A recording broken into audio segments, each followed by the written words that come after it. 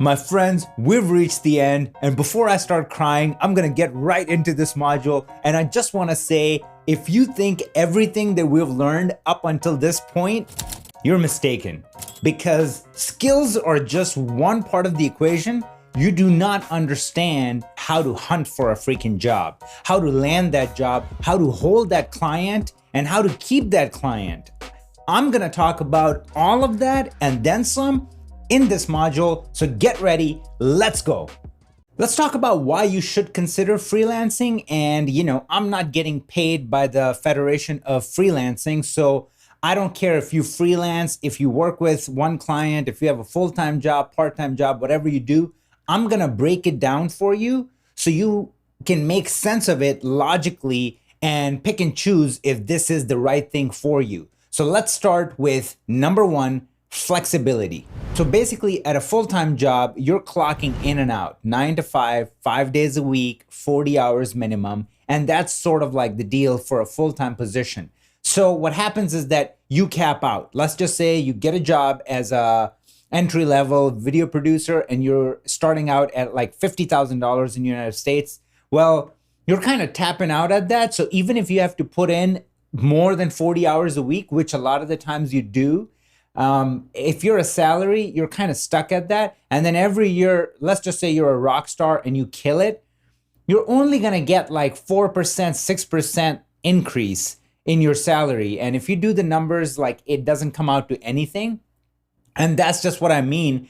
On the other hand, with freelancing, it gives you a lot more flexibility. So you can pick your own hours. If you want to work 1 week, 120 hours, you really can. If you want to work 20 hours the next week, you can. You kind of go with your own pace rather than it being decided for you. So that is a huge plus for many creatives out there, especially in our field. Creativity that just doesn't kick in at 9 a.m. every morning, okay? A lot of the times when I'm editing, my schedule is reversed. Like I'm working from 9 p.m. to 5 a.m., something about it. Like it's just, I'm by myself, phone is not ringing, everybody else is asleep, and I can really pay attention to what I'm doing. And I need that concentration when I'm editing. Color grading does not matter. Give me a pitch black room and I can just color anywhere, anytime, does not matter. So that's what I mean. Flexibility matters a lot when you're a creative. Number two, variety. That goes a freaking long way when it comes to being a colorist, because think about this. If you're working with a company full time and it's an automotive company, then everything that you're doing is related to cars. So if somebody is looking for a beauty commercial colorist, then you're not going to land that gig. So being a freelancer, you really have the choice to kind of diversify your portfolio, get to work on many different projects, and then have a much broader spectrum that you can cover. So when the right job comes, you can just jump on it and you'll have a reference to show them what you can bring to the table. Number three, working with rather than working for. You can't put a price on that, okay? I worked with the company full time for about 1.5 years in 2012. And yes, I learned a lot from it, but you do not understand the toll it takes on your soul as a creative. When you're just told all the time what to do, it doesn't matter if you had dreams to be this next Spielberg or Roger Deakins or whatever have you, it's not going to happen. Your ambition is going to die down, your fire is going to extinguish, and you're not going to be the same person 2 years down the road. So freelancing gave me that opportunity to have my voice because I am working with people. We're collaborating. We're more like partners than me just being an employee and told what to do. And that's, where my job pretty much description ends. Number four, lifestyle. It goes back to the whole idea of if you have a full-time job, 9 to 5, you're really restricted to do things over the weekend and things like that. When you're a freelancer, you can literally turn your Saturdays, Sundays to Wednesdays and Thursdays when nobody's out, and you can really take advantage of the happy hour and all the perks, like you don't have to wait in lines, things like that. That's the lifestyle my wife and I have been living for the last decade, and I cannot imagine going back. Same thing goes with vacationing, stuff like that. I mean, we just pick the best times, best prices, and have this experience of our life, and everything feels like it's just catered to us and it's tailor-made for us because we're picking the right time to do stuff, which is not dictated by when we can do it because of our work. Number 5, Rolodex. You've probably watched countless interviews on YouTube by famous actors, directors, and all of them say the same thing, that networking is everything, and nothing helps you boost your networking than freelancing. Because you're hopping from job to job, you're meeting all these new people, and if you have a good personality, before you know it, you'll have just offers coming through the freaking wazoo, and you don't even have to do much for it. It's just gonna be a snowball effect, and it is almost impossible to replicate that when you're working for only one client in a full-time job where that's all you got. Number 6, tax write-offs. I'm gonna talk about what happens in the United States, but I know for a fact that this is how things go down in other countries too. So the biggest advantage of being a freelancer is that you can start your own small business and be an S Corp. So once you sign up for an S corporation or a small corporation, the benefits are crazy. Especially in the United States, the government encourages small businesses to create jobs, and that's exactly what happens when you get tax write-offs. Last year, I was able to get about 5 employees on and off that were working on different projects for me. So just think about that. Actually impacting other people's lives on that scale, that does not happen at a full-time job. That can only happen when you're freelancing because you create your own system. So I'll highly advise all of you, honestly, to look into this because you don't understand. If you don't create an S Corp in the United States, then you're probably screwed and more likely to go get a full-time job because you need that insurance and all those perks that you get with a full-time job. But once you understand the benefits that you can get with an S Corp, it's gonna be game over. It's gonna be a eureka moment. Look into it, do your own research, talk to your tax guy, and I'm telling you, that's probably the biggest advice you're gonna get from this course. Number 7, gateway to entrepreneurship. Nothing jumpstarts your entrepreneurship career like freelancing. You're dealing with so many people, so many different projects, highs and lows all day long, and you become so seasoned and it becomes part of your freaking nature that moving into that world, the entrepreneurship world, that's the next level, is basically a cakewalk. Number 8, scalability, the granddaddy of all the points that I just made. So when you're moving up gradually and all the steps that I just took you through, eventually right around the entrepreneur path, you're gonna start scaling. And when you start scaling, a couple of points ago when I was telling you that I had 5 employees last year, just look at on the screen. I was able to pull about $234,000 last year by working right around about 110 to 115 days. The rest of the time, it was given to all the employees that I had. Some work was getting done in India, some work was getting done in Russia. And this is what happens with scalability. It doesn't mean that I'm working 400 days to make that money. I can work smarter and less and just distribute that work, have a bigger team, and that is a pipe dream if you're a full-time employee, but it's just a gradual shift and incline when you're a freelancer to an entrepreneur and then scaling your business into something much bigger. So I don't know about you, but just spelling out all these points got me so stoked that this is what I've been doing for the last decade, and I'm only going up and things are happening, and it would have never been possible if I was stuck at one place, but it does not come without a cost. Now let's talk about what it takes to become a freelancer. By watching the last video, you're probably like, it's a no-brainer, game over, I'm putting in my 2 weeks and I'm gonna start freelancing. Hold on a second, just let's go through this list and then you can decide what's the next step. Let's go. Number 1, guts. This is the key ingredient in becoming a freelancer, and let me explain why. It's really nice to get checks on the 1st of every month and on the 15th of every month, even if you're making nothing. Even if you're making $30,000 in the United States, you know you can live somewhere where you can still survive off of that, but knowing that your bills are gonna be paid and you're getting paid on the 1st and the 15th, And having that predictable system gives you a peace of mind. On the other hand, freelance world, forget about it. One day you're a freaking rock star, you're charging crazy money, and then for 3 weeks, crickets. You got nothing going on. So that right here, I mean, you got to pump that chest up and you got to just keep your chin up and keep going. And all it takes is a freaking rock hard guts. Like, you just really need to weather the storm. And that happens all the freaking time. It never gets easier. And that's why I said it's a lifestyle, because you have to choose this path and then stick with it. Number 2, hustle. When I say hustle, I mean not a phase like where you're hustling for 2 weeks and then you're burned out and you need a vacation for a week and you got to wind down and blah, blah, blah. No, I mean go and never stop. And the only way you can do that is if you live and breathe this stuff.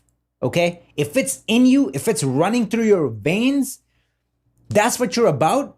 That's it. And the hustler attitude starts by saying yes. Yes to everything. Whether you're working for free, whether you're working for pennies, whether you're working for your rate, whether you're working for more, whatever it is, whether you're working on something you've never worked before, just freaking say yes and go in. I'm not teaching you fake it till you make it. I want you to get in there and just own it. Just own it. Give your 150, give your freaking 300%. And then what do you got to lose? Because at the end of the day, even if you just fail and the project didn't come out how you wanted it, the experience that you gained from it already freaking just took you on a whole another caliber. And freaking everyone loves a hustler. Tell me one person that you know that freaking hustles and is passionate about their craft and that person is annoying to you. If they really own it and if they really mean it, you fall for it. And there's a difference. Some people are salesmen, which means that they're selling something that they probably don't own in their hearts. That's different. Like, if you own it and if then you share it with the world, you're going to feel it differently. And that's what being a hustler is all about. Number 3, skills. This one is very, very important. You need to be on top of your game, because here's the thing.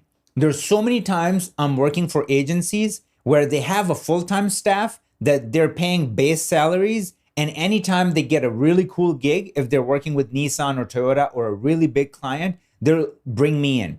And I'm the freelancer, and they have like 6 editors just sitting there looking at my face while I come in to edit their thing and then grade their stuff and then turn it in. And the reason why that happens is because I have a niche. I have a specific skill that they need that they don't get from people that they pay base salary. So you have to have that edge, and that edge comes from learning and just putting your head down and keep going. And I'm not talking about analysis paralysis where you just learn and don't apply. There's a really fine line. It's learn and apply. It's like left and right hook, right? It's like learn and apply, learn and apply. And as soon as you pick up something, boom, apply it. So it gets burned in right here. So then when the job comes, you know how to just pull that out, that specific skill that you gained, and then just keep moving forward.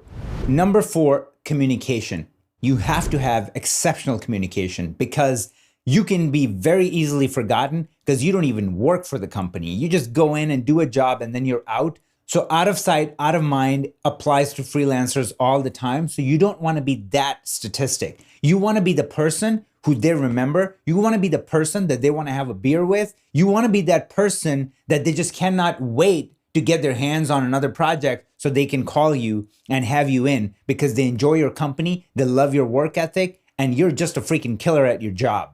And when I say communication, I don't mean the bullshit like send an email, then do a follow-up, that kind of crap. I'm not talking about formal communication. I mean, go beyond that, okay? Get to know people. Get to know people on a personal basis. I really mean it. You're not intruding. You're only intruding if you're thinking in your head that you're doing it for some outcome, if you need something in return. If you just have the attitude of giving and just do it out of curiosity and get to know humans, you'll see that everyone will freaking love you and it will come right back around. Don't ask for it and it'll come to you. Ask for it too much and you'll never get it.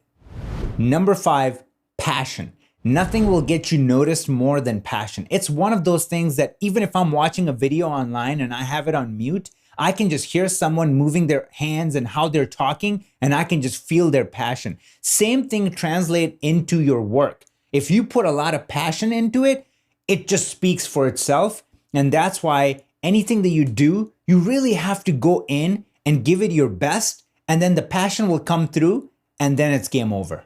Charisma. If passion can get you noticed, charisma can keep you around. So charisma is that thing when you walk in the room and everybody's freaking excited to see you, and you have to bring that energy in. And it doesn't matter. You could be introverted, you could be extroverted. When people talk about their passion, it doesn't matter. I've talked to so many freaking introverted people. When they're talking about something they're passionate about, I mean, they're the most outspoken person. So then you need to have that, embody that attitude and put that out and just let people know. Like, give people your charisma, your energy, and they'll remember you forever.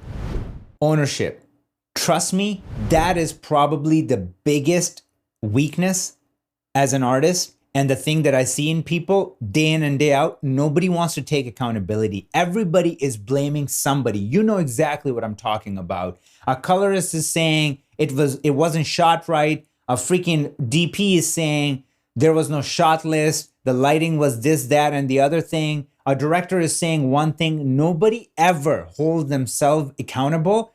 So it has to start with you. And especially as a freelancer, when you get cut, you get cut. Again, you don't get a call back. So you really need to take it upon yourself. It doesn't matter. That doesn't mean that you have to be silent. Let's just say if the footage is actually really bad, then you can just say what's the problem, but then also offer a solution with that. So then that way you're not getting screwed. They don't think that you suck. You can just say, hey, this is what's happening. Wanted to bring it to your attention. But that said, I have these solutions. So what do you think? Like, do you think we have to reshoot, or we can salvage this footage? And then present them with those options, be helpful and anticipate their needs. And that takes you really, really far, because a lot of the people, like I said, in this industry do not take ownership, which means the first thing that goes wrong, they throw in the towel and they're like, we're done. I don't know what to do, blah, blah, blah. So if you're the guy who takes accountability, takes charge in that moment, I mean, you just seized the day and you did it. You're in. Now, this is $1 million question. Is freelancing for you? And this is where I want to slow down a little bit. Okay. So far it's just like boom, boom, boom. It's sort of like all the pros and you should freelance and blah, blah, blah.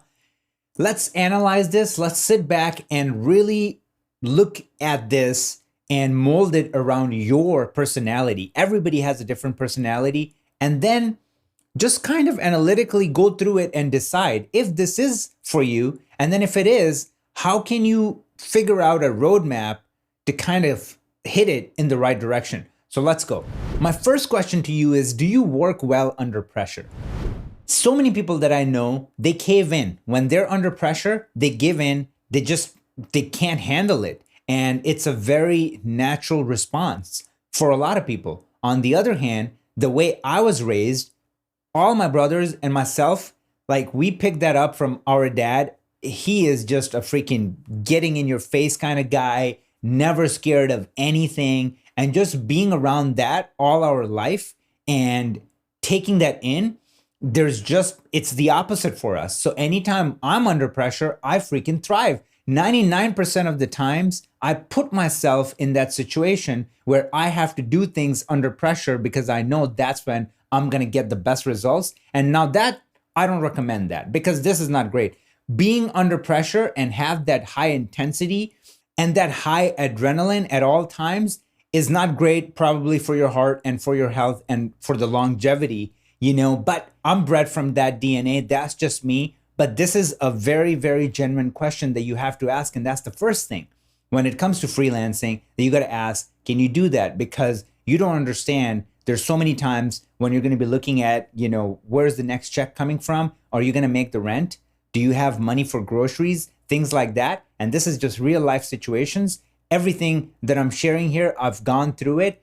And eventually you're going to learn to like budget and this and that. But in the beginning, those are the things that you're going to be facing. So you have to understand, can you take that pressure and deal with it and then figure things out? Are you good to think on your feet? And if the answer is yes, then absolutely give freelancing a chance. If the answer is no, then kind of sit back and maybe it's not, never say never. So it's not that, You can say no for now, but then start thinking about this and start working on these things. And hopefully in a year or so, you're going to be ready to freelance.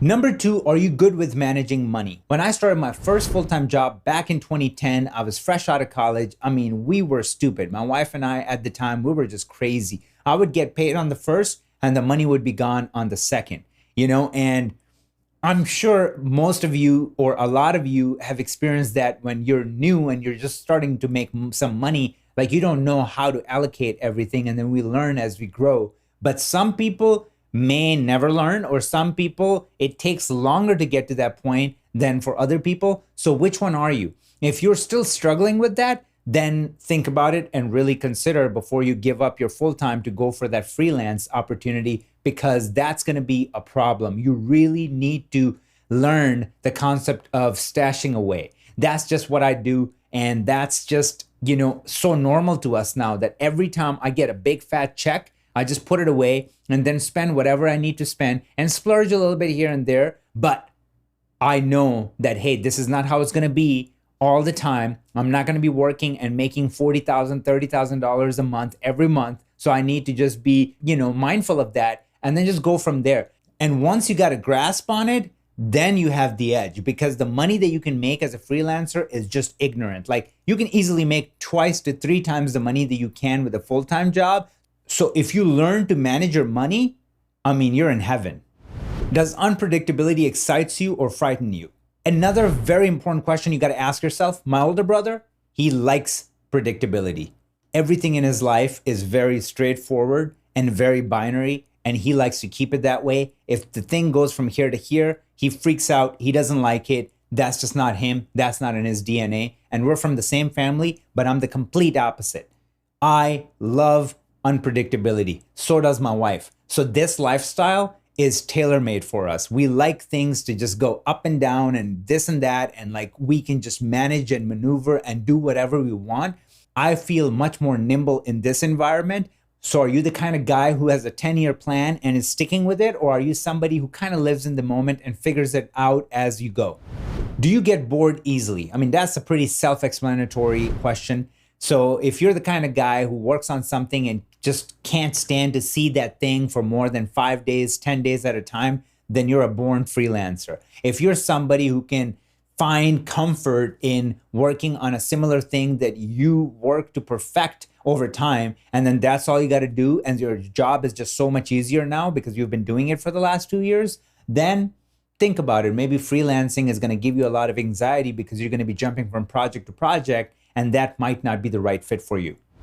Do you like to lead or follow orders? Now, a lot of people might just say, no, I don't like to follow orders, blah, blah, blah, like I'm a leader, this and that. But if you really sit down and think about it and take in this question and really see your first response, when you're at work, do you like that somebody else takes the accountability, somebody else takes the pressure, who's giving you the order, so then you can just execute, do your best, and then if the thing falls flat, it's not on your shoulder, it's on someone else. So if that is you and you find comfort in that, then, again, think about the freelancing route, because you're going to have to be accountable for everything that happens. And sometimes, your surroundings too. So you're really kind of doing many different things and playing many different roles, because you're basically a business. You're not just an employee doing one thing, collecting paychecks. So that's the thing that you got to think about. A lot of the times when I'm working on professional gigs, I'm presenting them with solutions and I'm making sure that I'm being respectful and I'm not stepping on anyone's toes, and especially the creative director or whoever I'm dealing with. But I just respectfully present them what can make something better. And if they think great, they'll take it. And if they think no, then that's a no. And I don't get hurt and I just move on.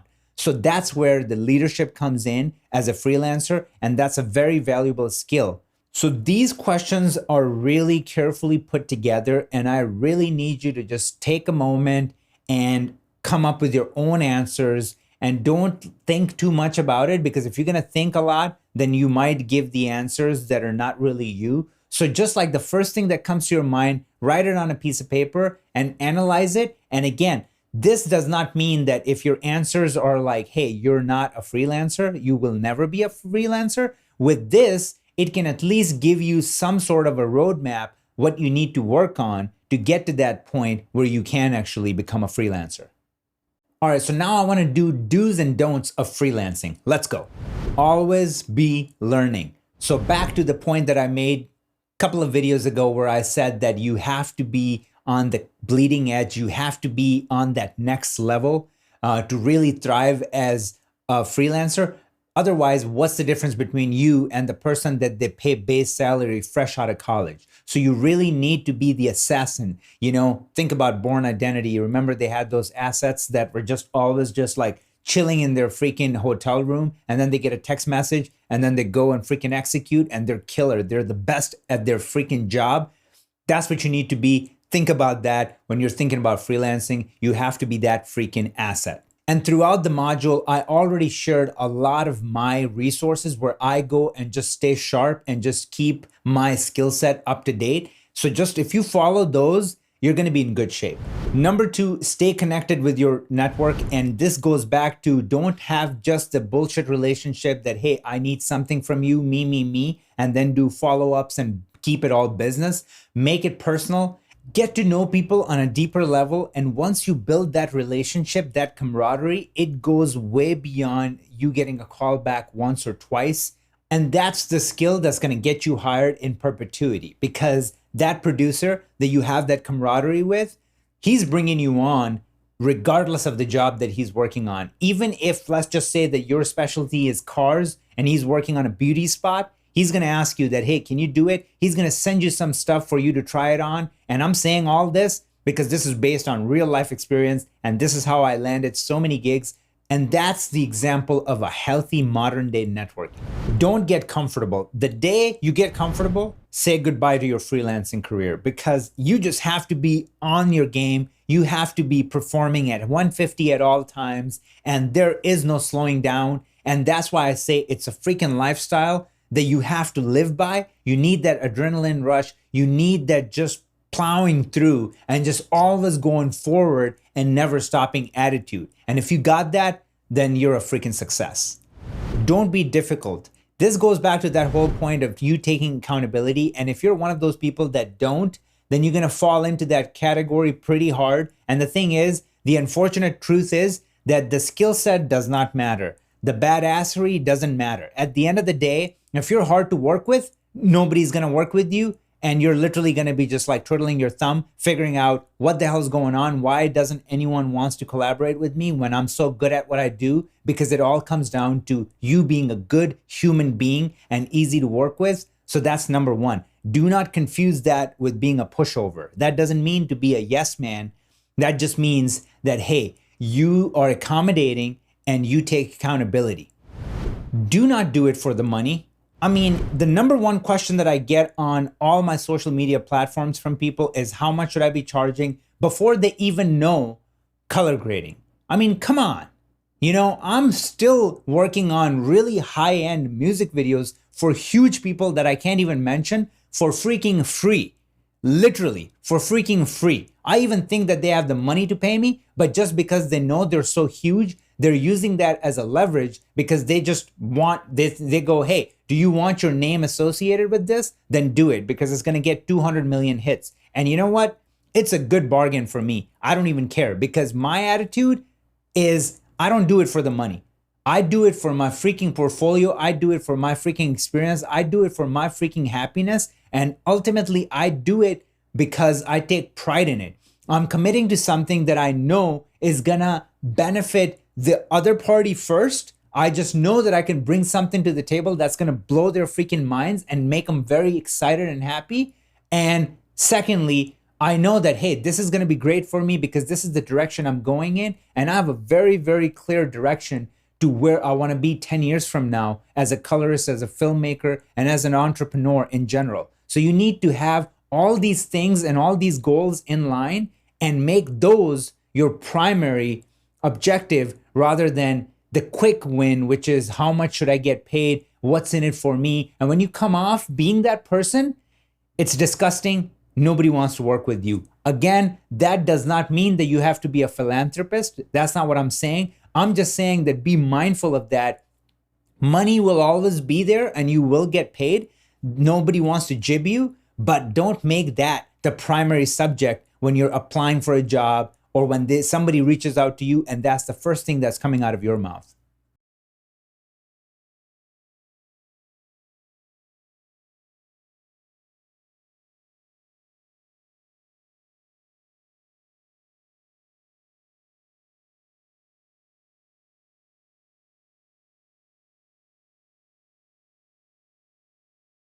And it's extremely important that you follow these steps and implement it. I don't care if you put out a reel last week, apply these things to your current reel and re-export it and just see what happens. Okay, you're gonna notice a freaking crazy difference in your acceptance rate.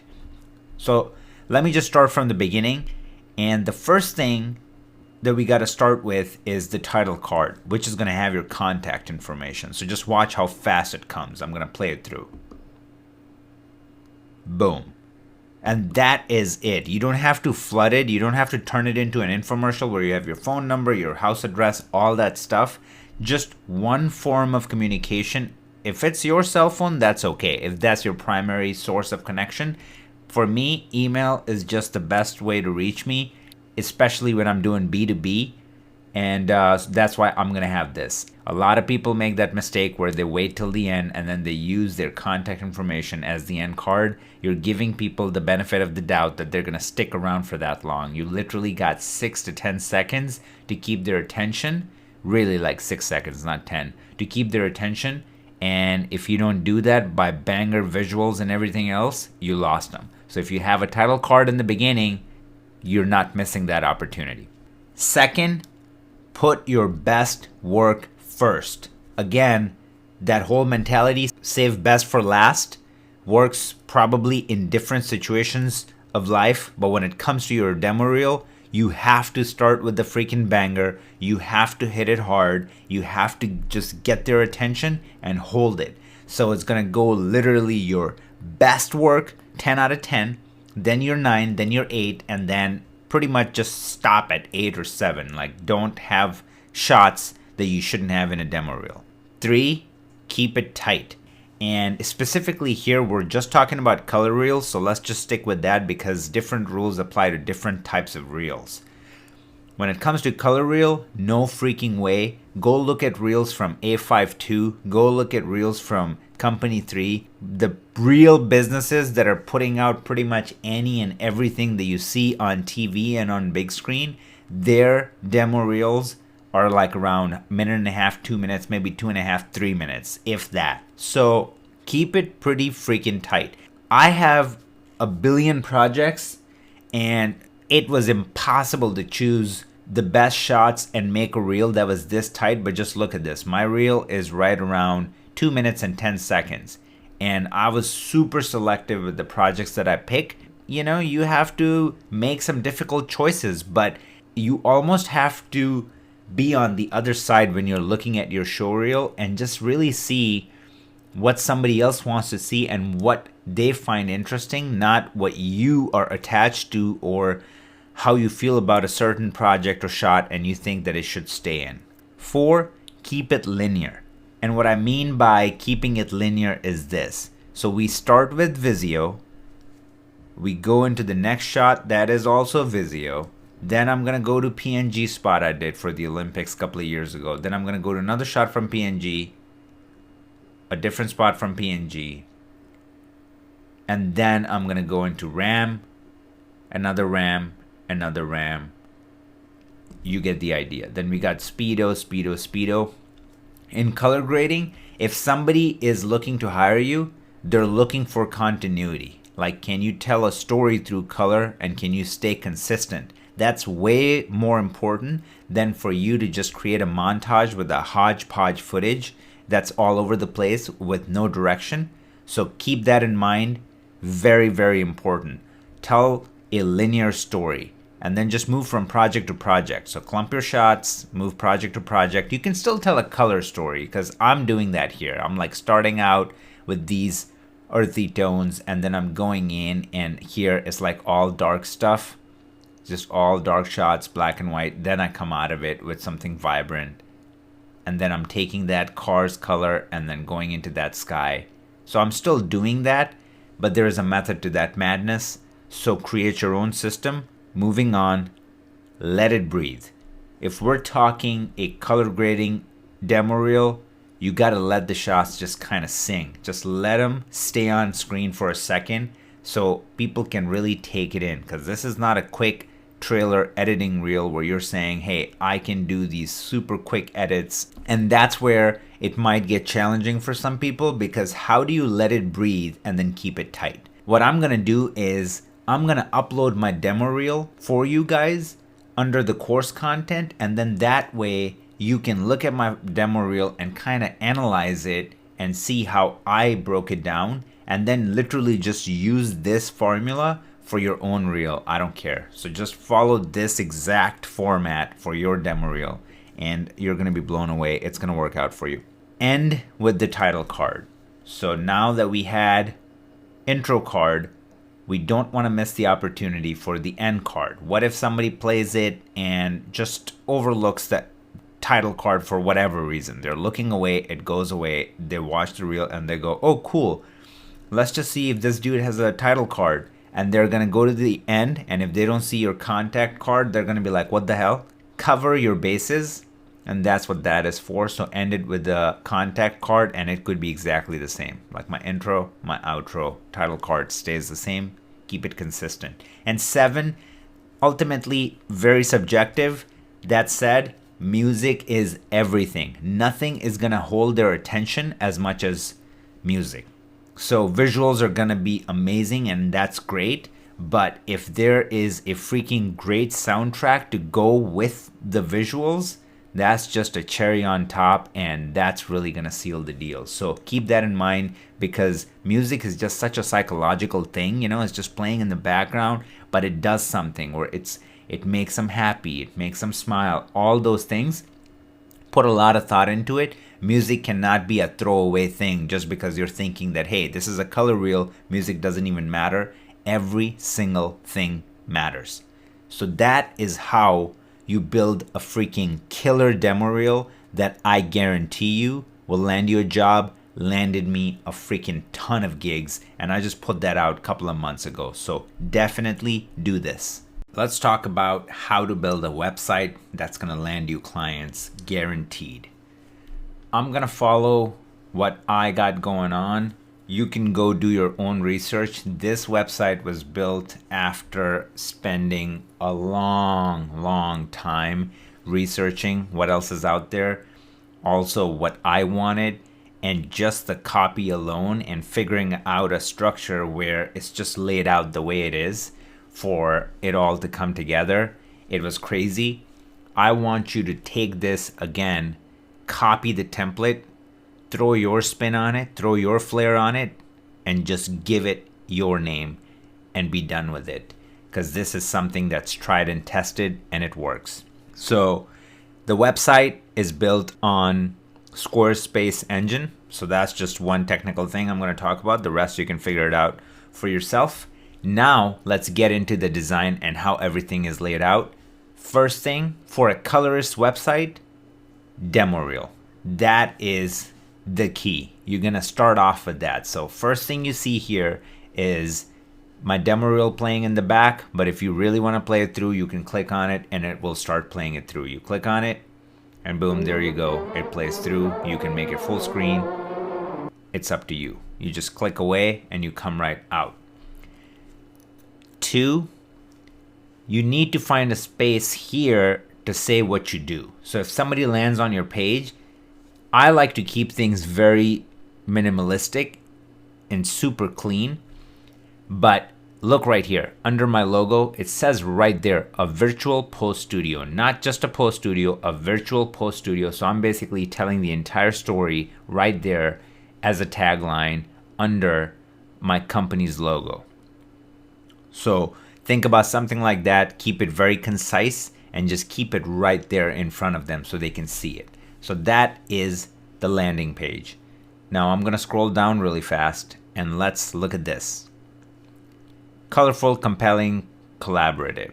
So I'm basically accomplishing color grading through colorful, compelling through editing, collaborative. That is the whole mission behind having a virtual studio, where I get to work with so many different talented people from all over the world. And that's what I'm selling right here. But it's mine. I'm showing personality through the copy. And then right after that, build an authority. So I'm building an authority. As soon as you scroll down right here, look all the things that you're seeing. You're seeing my personality coming through, and then I'm building authority by telling you what kind of brands I've worked with. And then if we keep coming down, again, a little color never hurt anyone. Just a little personality coming through. You don't want to make it a dud like any other website. Have a little something special. Make it your own. And then as soon as you go down, why us? That is a very important one. Why anyone should pick you over someone else. And this is where I explain that in a very concise fashion. Then underneath that, services, what exactly it is that I'm offering. And then contact us. You need to have contact us pretty much on every single page, so you never miss the opportunity where if somebody's got the urge and they want to reach out, boom, it's right there.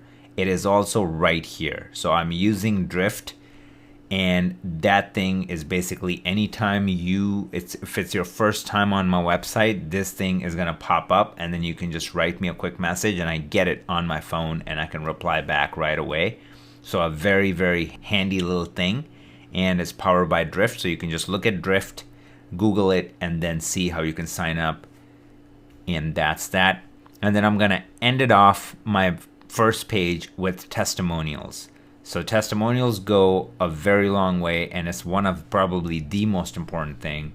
And that's basically helping build your authority even more. And that's something that anyone can do. So let's just say if you don't have crazy triple A list brands under your belt, anyone that you work with who is a director for the last film you did a cinematography for or color grade for, that person can write you a one-line thing that can go right here for your testimonial. So very important. And then underneath, the mother of all things, which is social media, needs to be right here, and you got to put every single thing on here. Okay, make it frictionless for them. So that is my first page.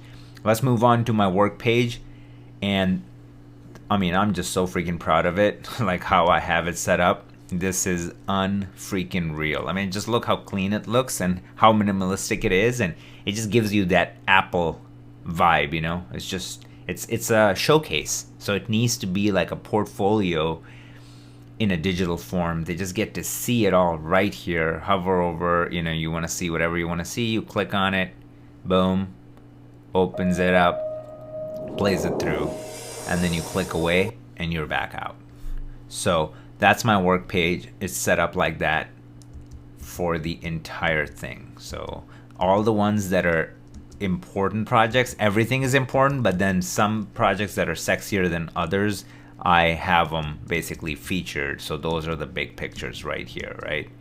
So that's how I have it set up. Then you go under my about page, and the thing that you need to understand that's very, very important is something called white paper. So you need to have that. About page is where I get super technical and I put all the copy and everything right here. So you don't want to put this as on your main page because it's just too much and too wordy and too crazy.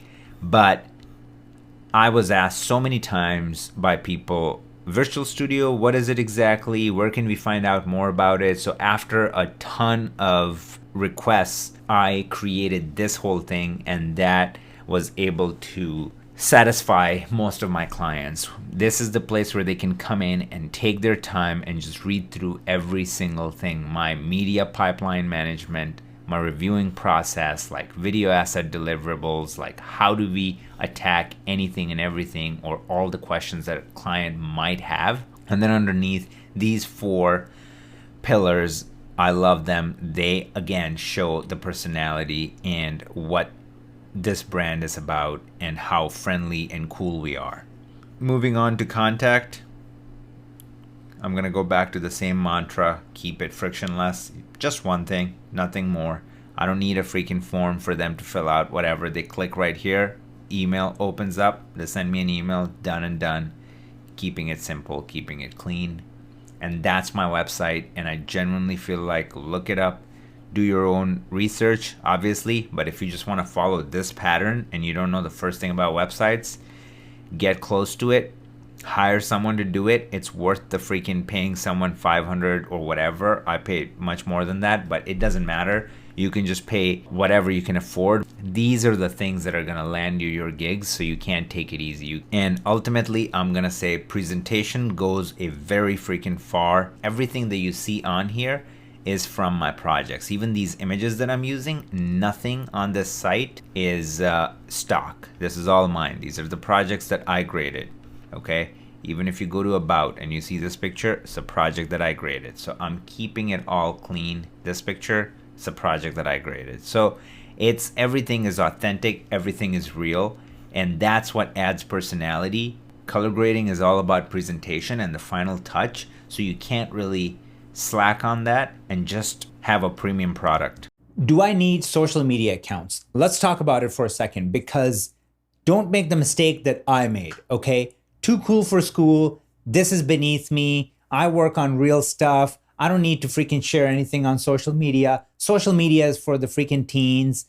All this nonsense. You know, I learned to be on social media after I watched my parents being on social media all the time. That just made me feel more comfortable to be on social media and not be judged, because I'm like, they're doing it. And this is like so freaking past their generation. Like, what the hell's going on? So when I saw that, it gave me the freaking vote of confidence to be like, I can do it too. Like, it's okay. Like, I shouldn't feel judged. And so many of you out there, I know it. And some of you I even interact with, and I go in and I look at your page and I read everything.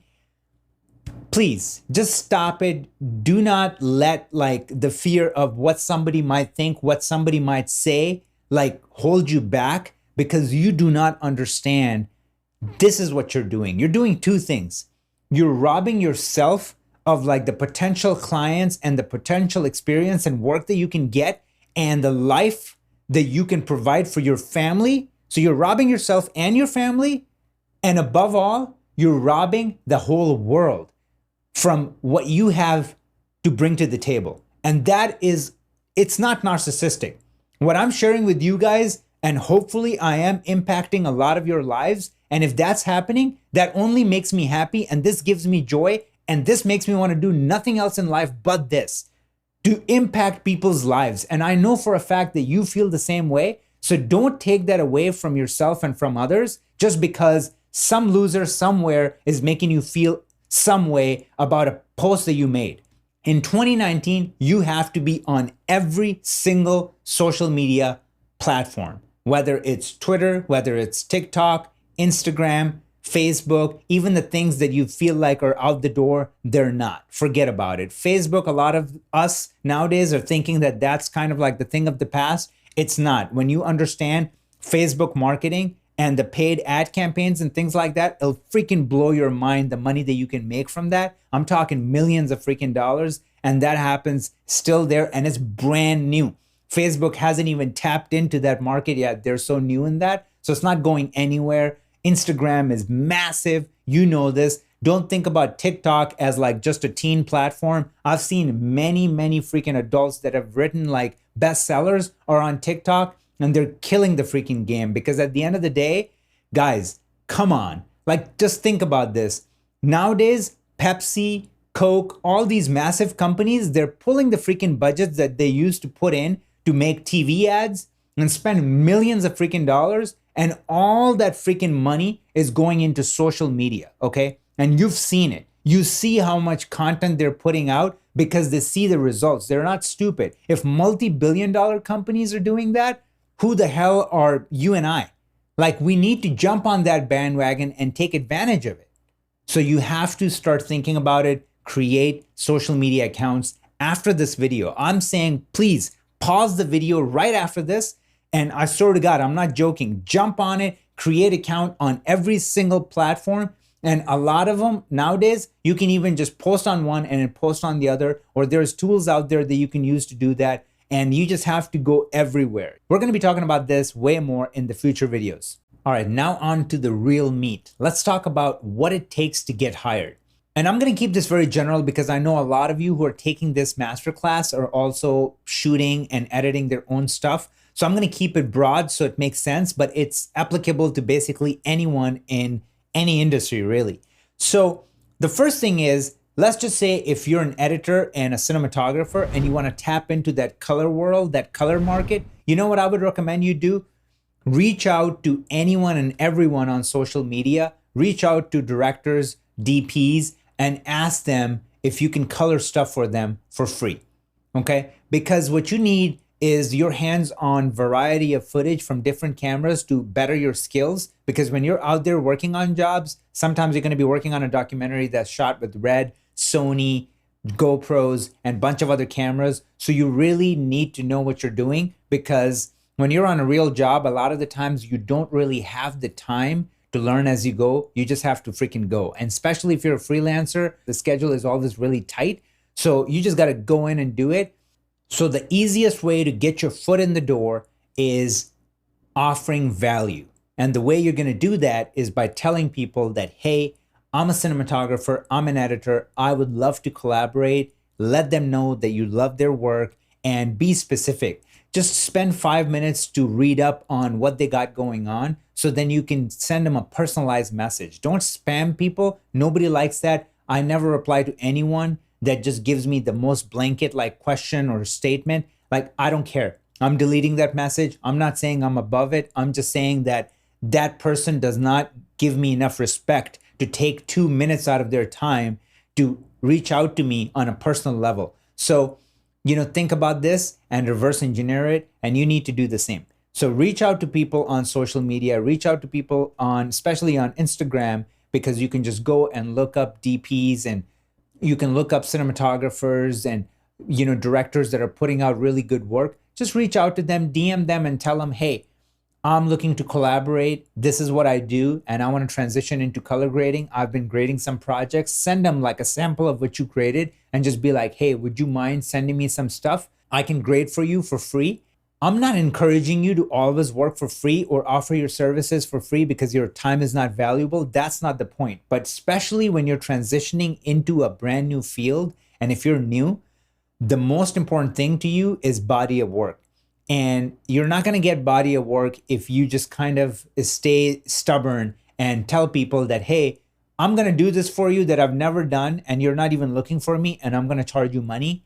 It's just nonsensical, right? It doesn't make any sense. So to get the ball rolling, you have to initiate, you have to reach out to people and see what they say. And then you could be persistent. Follow up maybe after a week or something like that, and just be like, hey, I know you're busy. You probably got the message in your DM buried somewhere. Just wanted to remind you, it's me. Boom, boom, boom, boom, boom, right? And I'm going to tell you this, you're going to be blown away by how many people are going to write you back.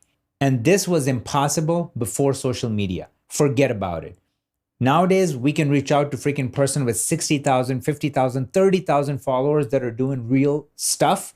And we can just reach out to them and they write us back. They give us feedback. They can give us freaking advice for free. All this stuff was just behind closed doors and was just for the privileged. And now we have access to it. So go take advantage of it.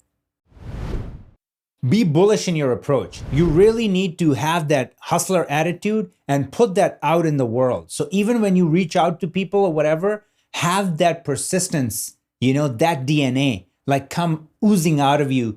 And that's very different than you being salesy and you being annoying. It's that fine line and you have to find it. But the only way you're going to find it is by doing it many times. So let's just say you crash and burn in the first 50 people that you DM.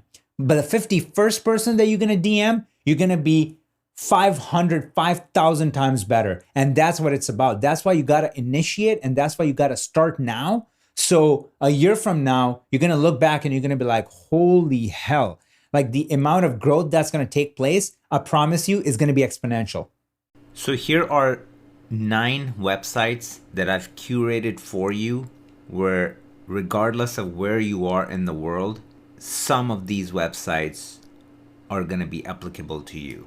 So let's go through this list, and it's not necessarily in order, but let's just talk about the first one, Upwork. And I know this one for a fact that it's one of those global websites. So you can do either or. You can look for freelancers, which a lot of the times I do, and somebody develop your website or whatever have you, designers, you can look for them here, or you can look for a job. So you can go under job and just type in colorist, and then let's see what happens. Film colorist, first job. I need my feature length film to be colored 65 to 85 minutes.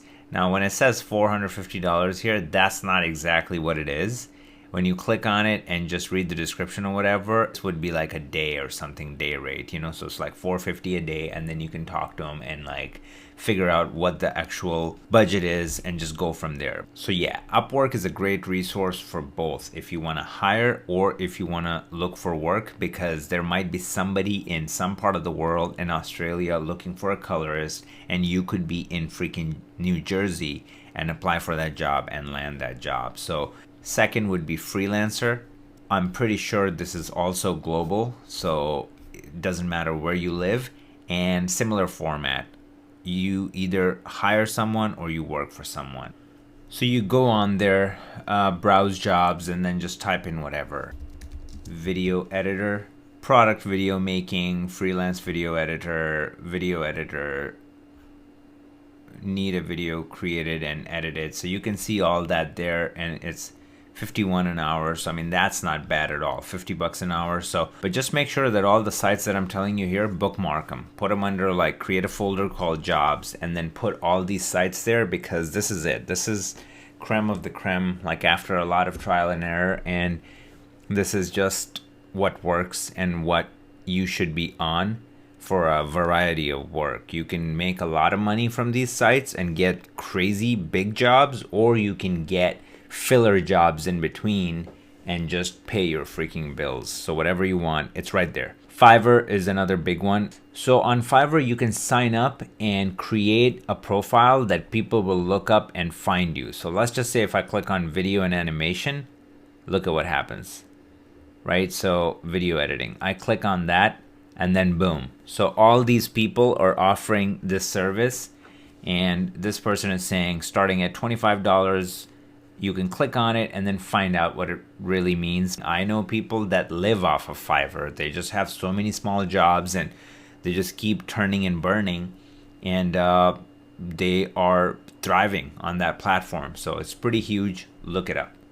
LinkedIn, another great resource, another global resource, and it's only exploding by the day. You can click right here where it says jobs, and then just type it in and search for whatever. So for me, it's telling me what's available near me. I can just go through and look at what's happening and then apply for it right inside LinkedIn. All right, so Mandy is another huge one. You can either hire people or work for someone. So what you need to do is go under jobs and auditions and just click on it and then choose the category. So in this case, we're going to go with film and TV crew. And then there you go. You can fill in the information however you like. I'm looking under US, and then just look at what's available. Mandy usually have really good jobs. I've gotten a lot of work through Mandy in the past, and that was one of my go-to sites. All the people that are in US, Craigslist is still alive and well, and there's still a lot of work on here. And pick the city that you are living in, and then you can just click on creative gigs right here and then see what they're looking for. 4K videographer needed for cooking demos. Boom, there you go. Like, apply for it. Apply for anything and everything that comes up. Hit them up and see what they got going on, and if you can jump on something right away. You can also click on crew gigs, and again, you can even search for it, type in whatever you're looking for. Sports videographer needed, so go apply for it. In-house editor needed, boom, click, apply for the jobs. Sports videographer, need film editor ASAP, click, get the job, move on. You'll be surprised how many people and how many big companies post on Craigslist. It's kind of insane. And it's an amazing resource. Sometimes it gets a bad rep, and I'm not sure why that is, because work is work, and wherever you can find a job and build connections, it's all the same to me. So make sure to have this on your list. Then you got Glassdoor, and this is an amazing website as well, because not only you can look for jobs, but you can even read reviews employees leave reviews for companies so you can really see what they're saying. In-N-Out Burger gets 4.3. That's a really, really high rating. That's pretty crazy. And then they're looking for a video editor, so you can look at it, click on it, read through, apply for the job. Video editor needed at Textile. Video editor needed at Lego. So just go through it, read. BuzzFeed is looking for a video editor project base, so they're looking for a freelancer. Glassdoor is a big one in US, and a lot of massive companies are posting jobs on Glassdoor. So that is one of those, like if you're looking for a legit workplace, if you want to work with an agency, or even if you want to work full time, Glassdoor would be a good option. Media Match used to be my jam. I was living on the site. So good. Definitely try it out.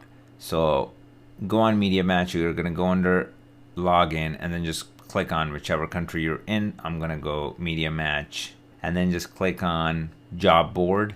And then once you click on Job Board, you're going to see all these jobs. These were posted all yesterday. Scroll through, and if you want to be specific, you can type in your location and see what's popping up here. Senior production executive needed, editor needed. You can click on it, read the description, apply for the job once you sign up, and go from there.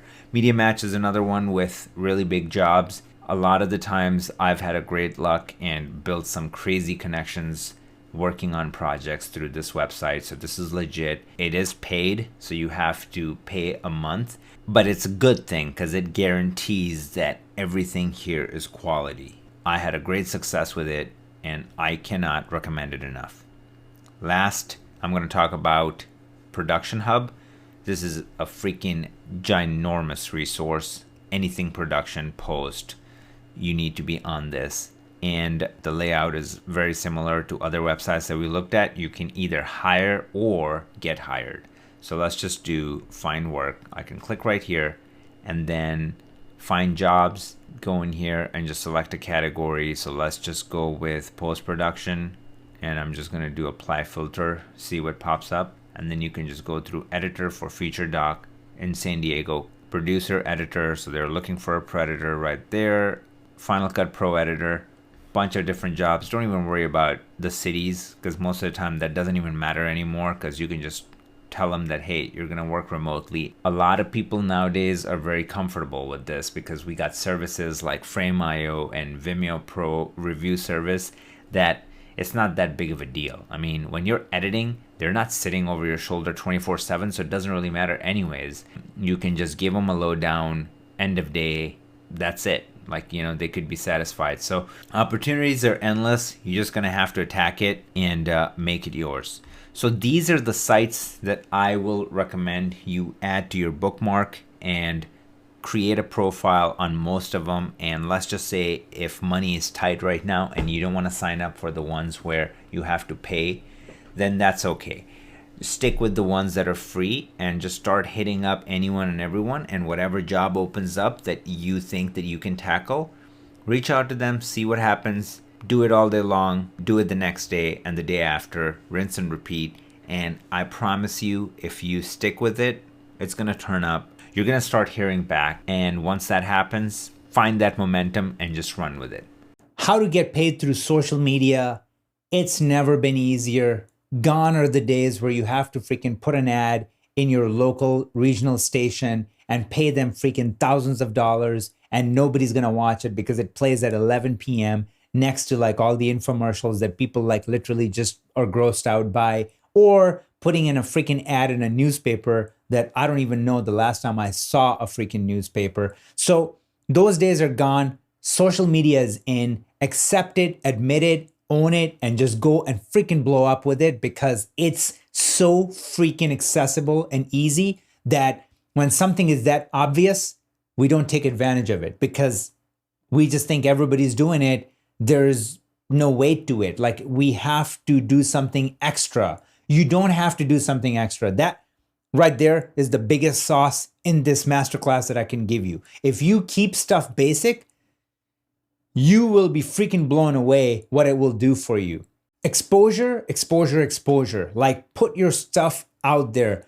Educate people on what you do. Make how-to videos explain your freaking thought process, do breakdowns, and that's where it's at. On social media, if you're failing right now and if it's just not hitting home and you just don't understand what you're doing wrong, I'm going to tell you right now, because everybody on social media is making it about themselves. It's like everything about me. Look at my pretty cat. Look at, where I'm vacationing. Look at this freaking $80 steak that I'm having. Look at my freaking beautiful wife. Everything is about themselves. So it's a one-way street. What do I have to say? Like when I look at that post, what am I supposed to say to that? Cool, man, thumbs up, like great, good for you. Like, let's just say I'm happy for you, but this is where it just ends. Like, that's it. Like, there's nowhere I can go from there. But if you start a dialogue, if you start thinking about a conversation, every post that you make, if you turn it into a conversation, then think about it. So if I say like, whatever it is, like if I just put something out and be like, want to know how I graded this for Genesis, and then I show you a breakdown, and then I actually in my caption explain to you what I'm doing, and then at the end I end it with like, how do you approach color grading automotive? Now we're starting a dialogue. Now we're starting a conversation. You saw what I did. I gave you the value. I started with a question that was intriguing, so that got you hooked, made you watch the whole thing, then read the caption, and it ended with, all right, what do you have to say? Add your 2 cents. And that's a two-way street. And I'm not doing that pandering for freaking views or anything like that. I'm doing that because I'm genuinely interested. Because if I'm sharing everything with you and I'm being fully transparent, then this is just how my brain works. And I want the same in return. And if you do that, then we're freaking besties. Know what I'm saying?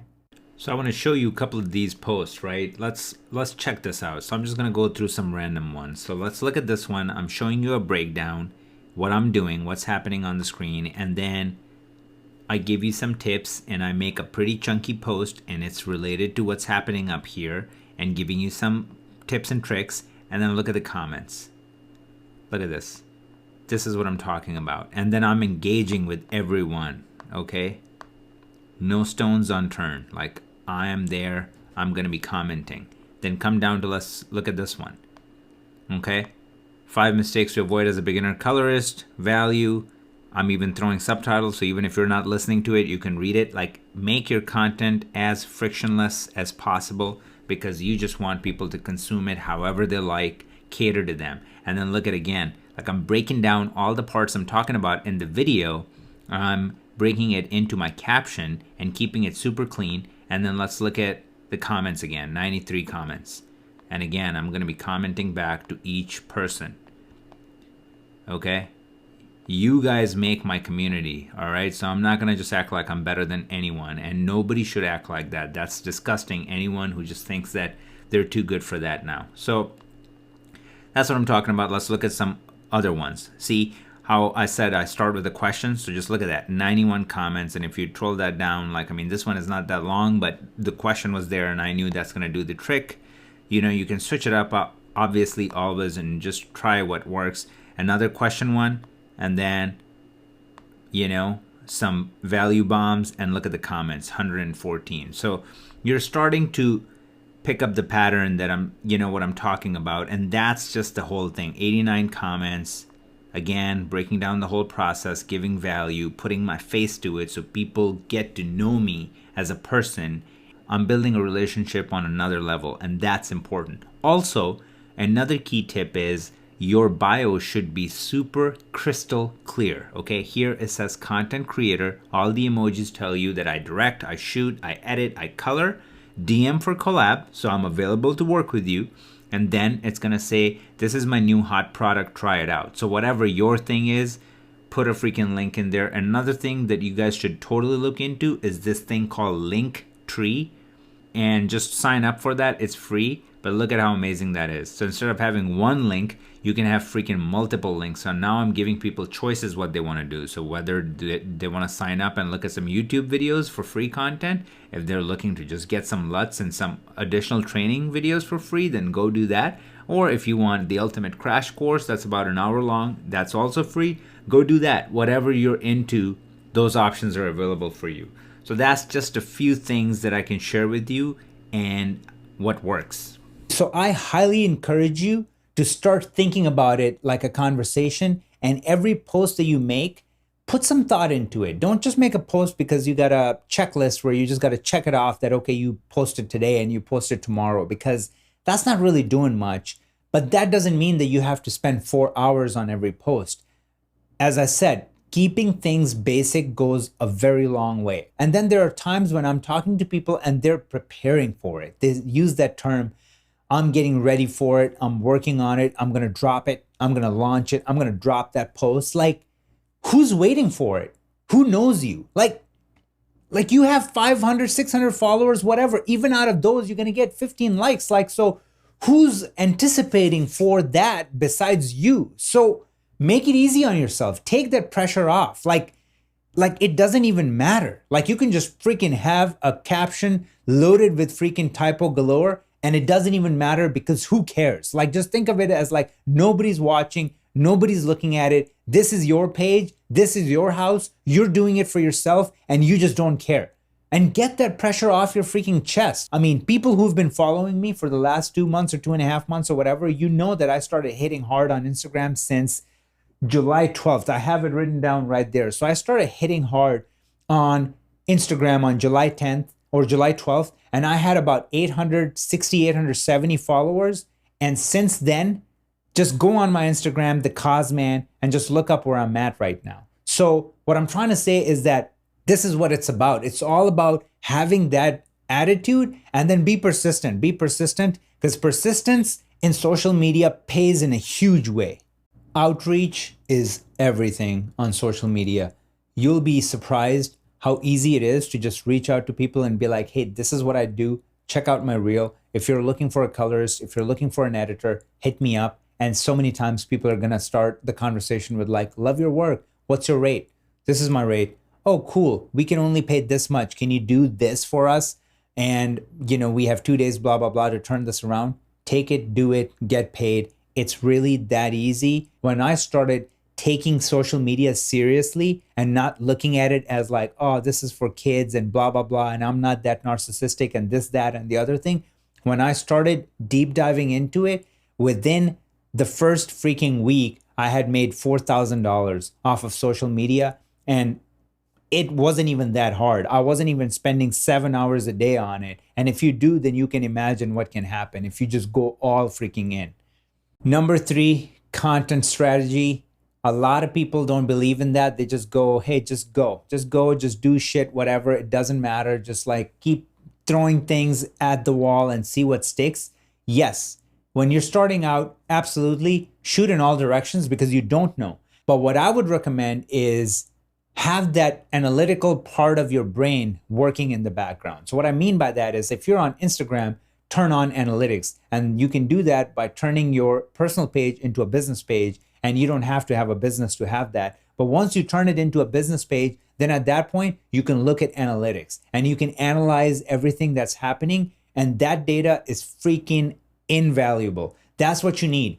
So when I started making all these posts, and I was just going in every direction and trying out whatever in the beginning, but it was still were very niche and, targeted to my audience. But I was just going in every direction. And then very soon I started picking up the patterns that, okay, this post did 10 times better than these 6 posts. So this one is going to be one of those recurring once a week thing. And then I picked up my second winner, my third winner, my fourth winner. And I'm going to show you right now on the screen how I have everything laid out and how I attack it. And that's what I'm talking about. Come up with your own system and setup.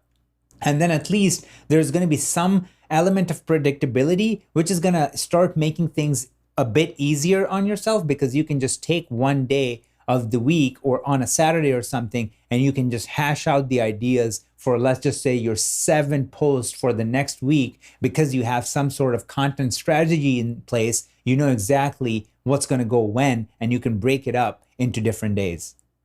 All right, so let's check this out, what I'm talking about, right? So if you click on your picture right here on the bottom right, you can click the top 3 lines right here, and then you can go under Insights. Make sure, first of all, that your account is a business account. So I think you can, let's just go through this, right? So go under Settings right here, and then in here, you can go under Account, and then make sure, like right here at the bottom, it says switch to personal account, switch to business account. Just make sure that it's switched to business account. So mine is a business account, and I'll show you why. Because you can troll this open, and then I can go under insights. And then once I'm in insights, I can click on where it says feed post see all. I can click on this, and now I can see what is really happening. So even just looking at this image right here, I can tell you, let's just see in the last year what got the most engagement. So I can right off the bat see that the before after videos are the bomb, and even the carousel, they get a lot of attention. I can also see that people like the setup ones. The setup posts blow up a lot too.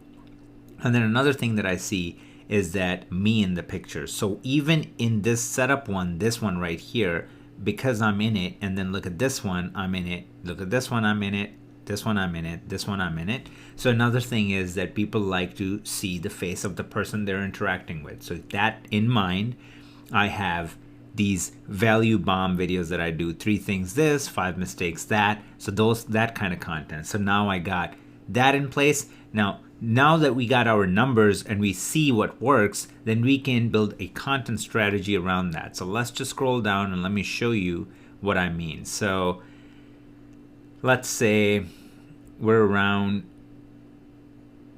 here somewhere, right? So let's look at this. So I'm doing a before and after video.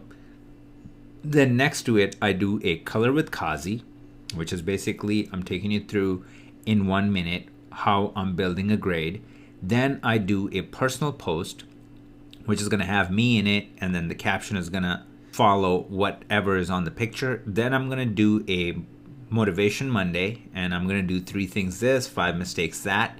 Then I'm going to do a carousel where I'm going to give you a before and after, and then I'm going to give you more information, GIFs and all that. And then again, it's going to have all this value jam-packed. Then I'm going to do a studio post, and I'm going to load up my studio post with tons of freaking value, because other than that, it's just a pretty picture, right? So I'm thinking about all that. And then rinse and repeat. We're back to before and after video, and look at, then we go back to color with Kazi. So I got 7 days worth of content that's so different. And IG loves when things are unpredictable. IG does not like, and that goes for any social media platform, they're not going to push your content if it's always the same with the same hashtags and everything. So get creative with that.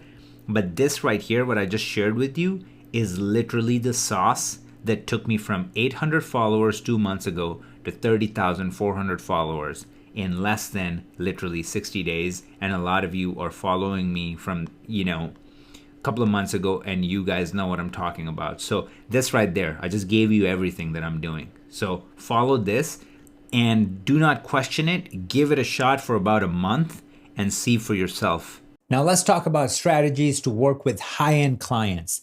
And I can tell you at this point, you're probably thinking, yo, are you starting to repeat yourself? Because you've already said this, but I'm telling you, I am going to say it, and I'm going to keep saying it, whether it's in this masterclass or my videos, until it gets drilled into your brain.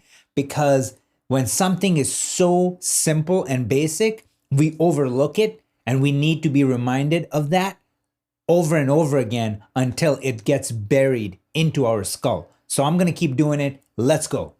Number 1, collaboration. Nothing is going to grow you faster than collaborating with people that are either at your level or much higher.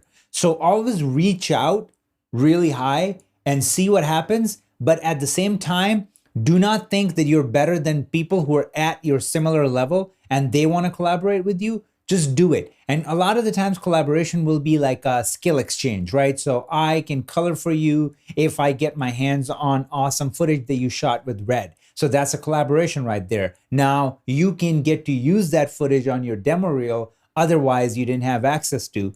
And that is going to take you to the next level where you're going to land a big gig, because somebody sees a project that doesn't feel like, indie or something that was shot with A7 III or something like that. And all of a sudden when they watch it, you now have the leverage to go apply for bigger jobs, or even hit up people that were out of your reach before, and now they're willing to collaborate. You got to climb up that ladder very methodically, very systematically, but you got to start somewhere, and collaboration is the first step. Offer value. So this is going to come in the form of you sharing your breakdowns, sharing your process and how you do something, and really letting in people on what the sauce is and how you do stuff. And when you're that authentic and when you're that real, you're going to start getting discovered. You're going to attract people that you might think are way out of your league, but they're going to appreciate what you're putting out, because most of the time they don't get to see how somebody does something. And that is important, because there's too many fakers out there, that believe in fake it till you make it too hard. And they're like using stuff that's not even necessarily theirs. And they're throwing blanket statements on, like making a demo reel where they were a PA, but they might be saying that, oh, cinematographer, editor, colorist, PA, but then they didn't even shoot that stuff or grade it, but they're playing those games. So people out there that are looking for gems, when they're going to see you putting out so much value for free and pouring your heart into it, they're going to see it and they're going to understand the value of what goes into what you do for a living.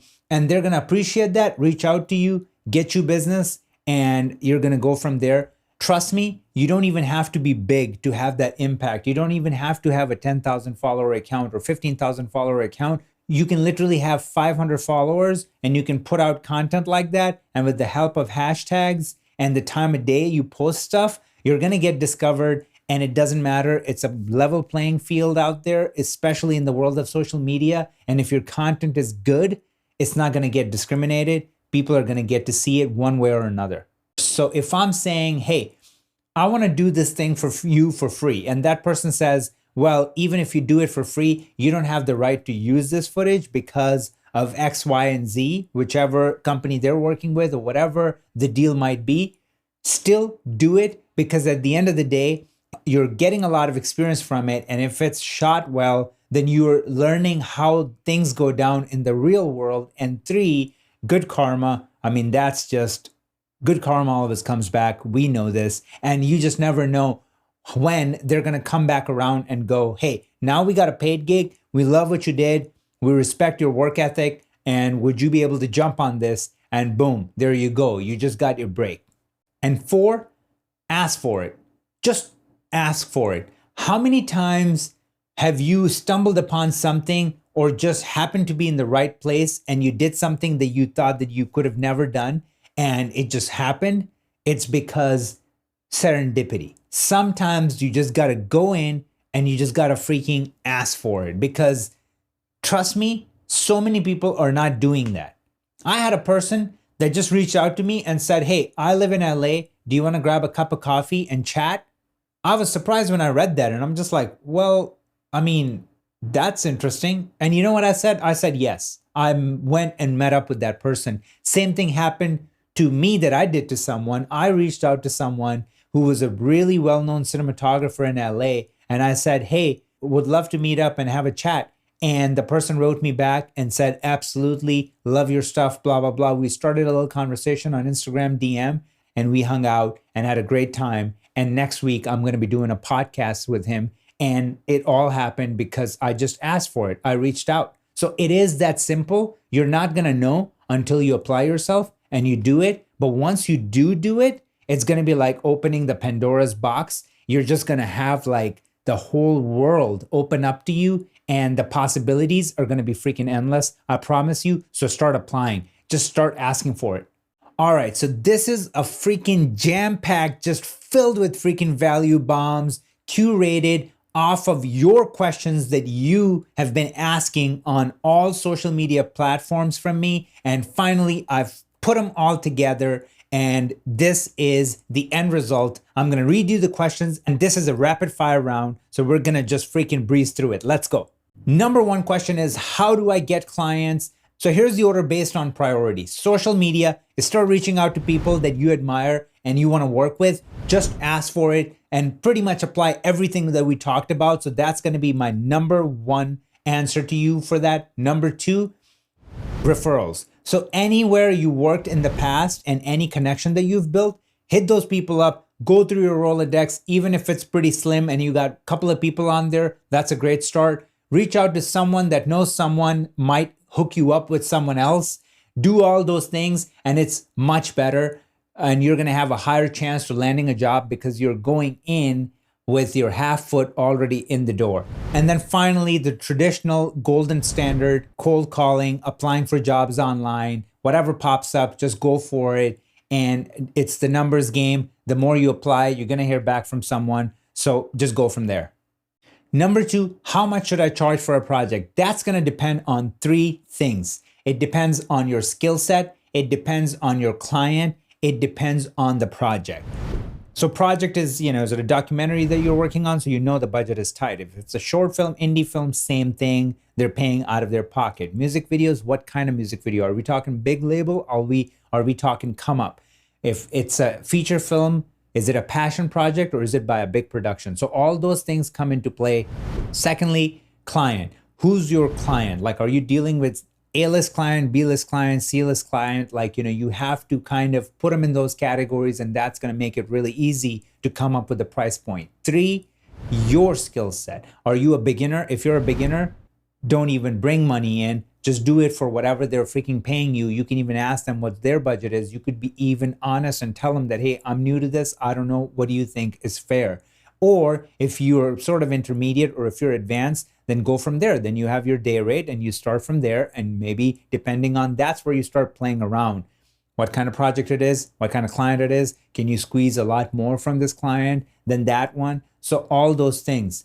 There you go. How to start freelancing. So here are my 3 tips. Do it as a side hustle. So if you have a full-time job or a day job, whatever, keep it. Don't lose that job.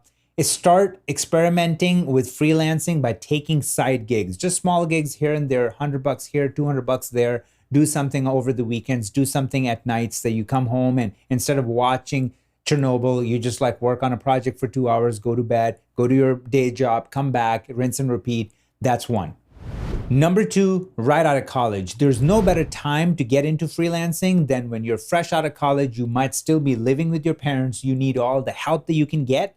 And then with that, use that to try it out, because even if you fail, it doesn't matter. You can always go back the traditional full-time job route. But if you're fresh out of college, you have a lot of time for trial and error. So freelancing is the best way. If you start with a full-time job, you might be stuck there for 10 years. And then after that, you're just settled, you're married, you have kids. It's going to be a pipe dream to go follow your heart. And, it might be nonsensical at that point. But when you're fresh out of college, you got that fire, you got that passion. And if you can just like hit the ground running with freelancing, you might find a lot of success in that. And that financial help, being at your parents or getting that little cushion, is going to go a long way.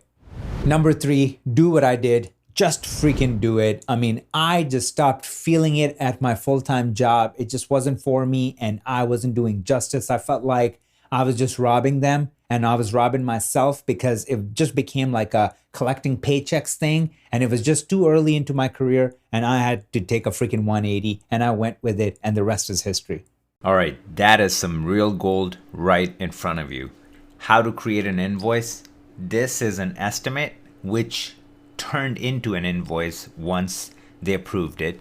But first, you're going to send them an estimate and then have them look at it, send it through to their department, wherever the approval is going to happen. And then they can come back at you and say, hey, this is too much, this is fine, whatever they say. Then you move forward. And then once it's approved, you make the adjustments and you turn it into an invoice. So the service that I'm using is called QuickBooks. And that's from this company, Intuit. So you can use whatever service there, or you can just make your own invoices using templates you can download online. This is what I go through. So I'm just going to take you through what is happening here. So we have a product service on the left-hand side, and I break it up this way. This project was basically a full end-to-end post-production. So we were logging it, editing it, conforming it, grading it, finishing it, and delivering it. So all of that was happening. So I broke it into 6 or 5 different segments. So I have editorial prep, and then within that, I try to keep it nice and clean. So it has a heading preparation before the edit, and then we go in and we explain what it is. And guys, be super descriptive. That goes a long way. If you need to charge big bucks, the more you break it down, the more you can charge. It's that simple. So look at each words as dollar signs, okay? So the more words, more money. And let's just read through some of these, okay?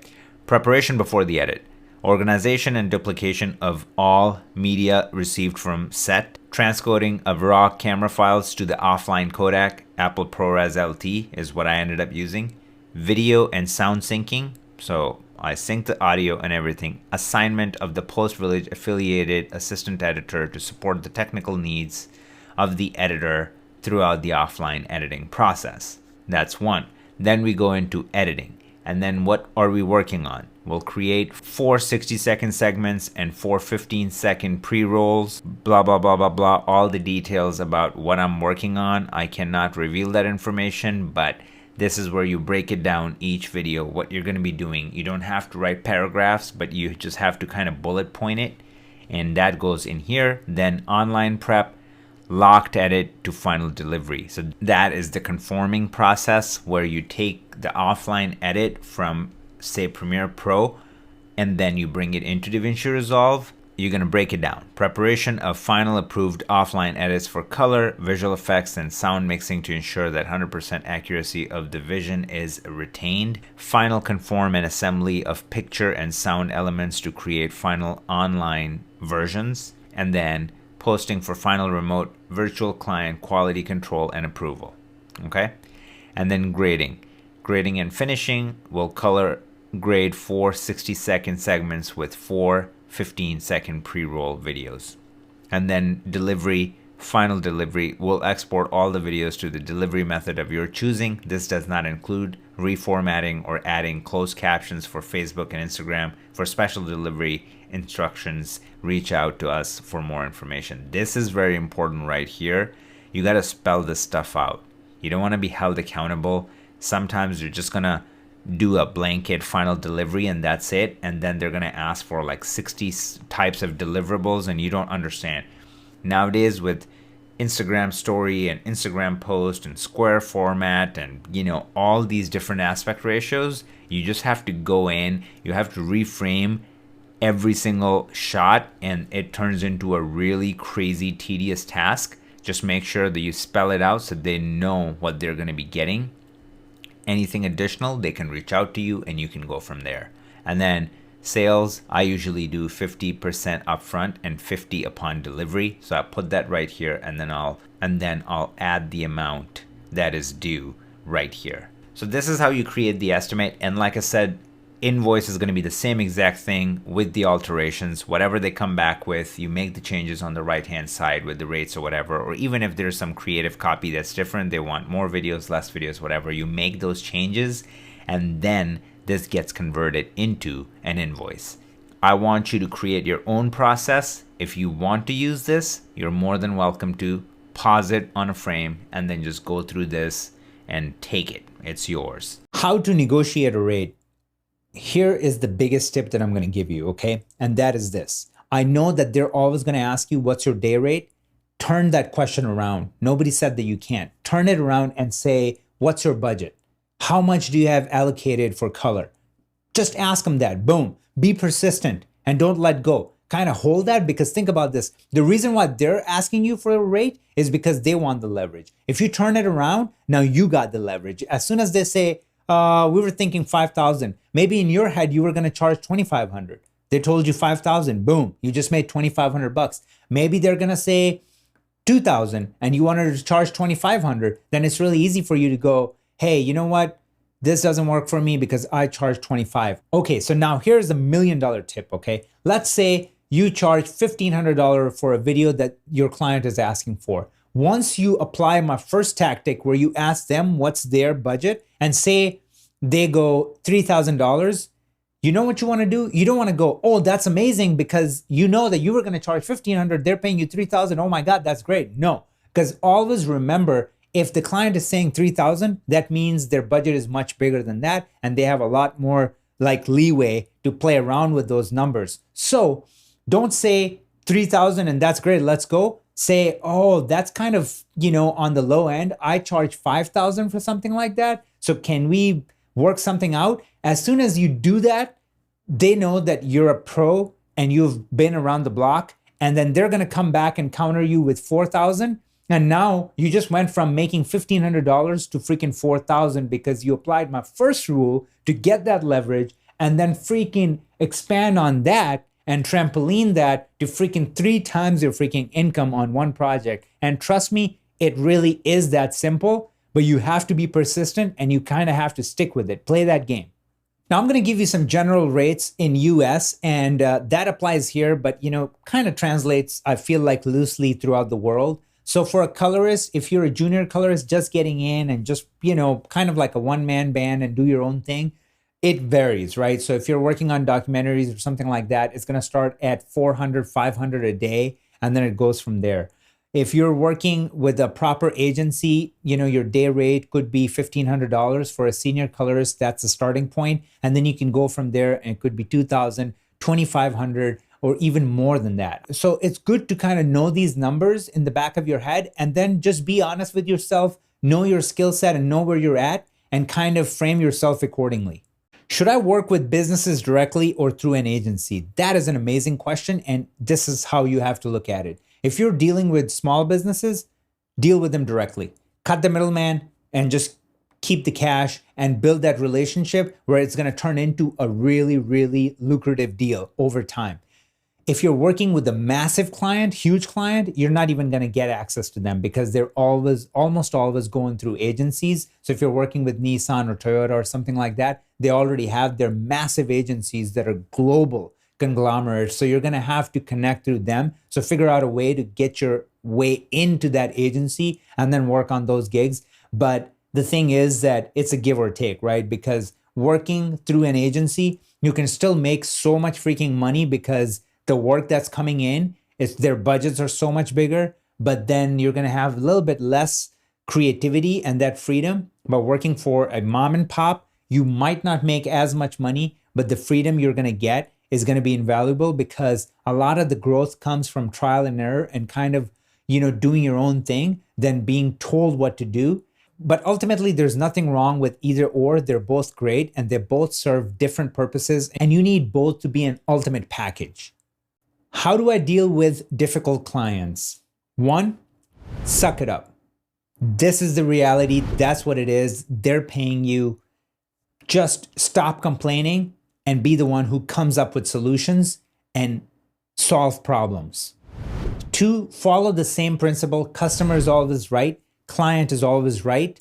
3, that does not mean that you have to be a pushover. You can still offer solutions and have your say and have your input, but being respectful and come from the side of ownership and accountability, and not necessarily like, you guys screwed it up, I don't know how to fix it, I don't know what to do. Nobody likes that. So take ownership, come up with a solution, and the difficult clients will not be difficult because they're gonna freaking love you for it. And honestly, a lot of the times, people that you might just throw in that blanket and say difficult clients, you might actually learn a lot from them if you just open up your mind and don't look at it from that pessimistic attitude. Look at it from an opportunity. I worked on gigs with clients that were just crazy. And at the time, for the moment, it felt like, oh my God, they're pushing it a bit much. But then now when I look back in hindsight, the experience that I gained from it, it just catapulted my career. It just took me on a whole another freaking level. And that came from working with those difficult people. So have an open mind and have a positive mentality and go in with that attitude of being a problem solver. And I think there is no such thing as difficult client.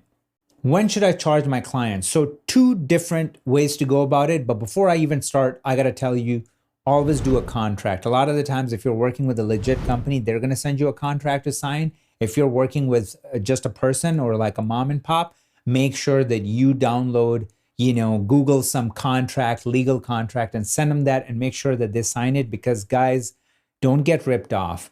I mean, I've been pushing you to work for free, and that's different than you getting ripped off because somebody took advantage of you. They said they're going to pay you and they didn't pay you. So for that, always send them a freaking legal document. So that's one. Now that's out of the way. Two ways that I go about it. Recently, what I've been doing is 50-50. So 50 upfront, 50 after delivery. So that is the way I'm setting up my purchase order and invoices. And most of the clients are totally fine with it. And then two, if they have their own accounts payable and their own setup and they want to deal with it that way, then that's totally fine. Just do net 30. Net 30 means that they can pay you within a month, so after you complete the job. So you finish the job, wait for 30 days, and you should be paid by then. And usually I will send a reminder 2.5, 3 weeks in and kind of say that, hey, just want to know if the check was ever mailed, blah, blah, blah. And then, they'll just say, yes, the check was mailed yesterday. You should have it in 3 days or something like that. So those are the two standard ways to go about it. How do I build a Rolodex? That's my favorite question. And the answer is super simple. Just get out there and be known. Put your energy out there, your passion, your charisma, what drives you. Let the world in on that. And that's it. That's all you have to do. And you're going to attract people that you have never even dreamt of. Have the mentality of just providing value. And as I suggested, like some strategies, putting out content where you do breakdowns, show people what's going on, share behind the scenes, make captions that are more like a dialogue than a one-way street, and just give. And when you come from that perspective where people can just feel and see it, that you're all about giving, and then they cannot help to give it back. And that's what it's about. That's what you want to create. You want to create a culture. You want to create a movement. And it happens by you being selfless, and you're going to get it back. I mean, I'm not saying to turn into Gandhi. Like, you're going to be collaborating and working on projects that you dreamt of your whole life. And you're going to be making so much money by doing that it's going to freaking blow your mind. But in the beginning, there's going to be a lot of elbow grease. There's going to be a lot of work. But I also want you to work smart and not work hard. And every single thing that I discuss in this module is all about that. Maximizing the current trends and what's happening and how to catch that and just run with it. I don't want you to freaking hit the ground running. I freaking want you to hit the ground flying. The time has come. I hope you're as stoked as I am for you. This is everything. Literally, I did not hold anything back. And all inventions come from a need, and this is no exception. You have no idea how badly I wish that I had this roadmap when I started freelancing, because you know what I'm talking about. People in our industry are funny, okay? The ones that are teaching are not doing. They're not practitioners. And the ones that are actually doing big things are too important for you and me, and they don't have the time to teach. I'm so thankful, and I feel so honored to have the opportunity to share what I know and bring positive change in your life through my knowledge and my experience. And guys, I have just one favor to ask. If you can take a moment to just write me a quick line about your experience with FCM, you can DM me on social media or just a quick email. It will mean the world to me. And just remember, work hard, get obsessed, get possessed, and I will see you in the next masterclass.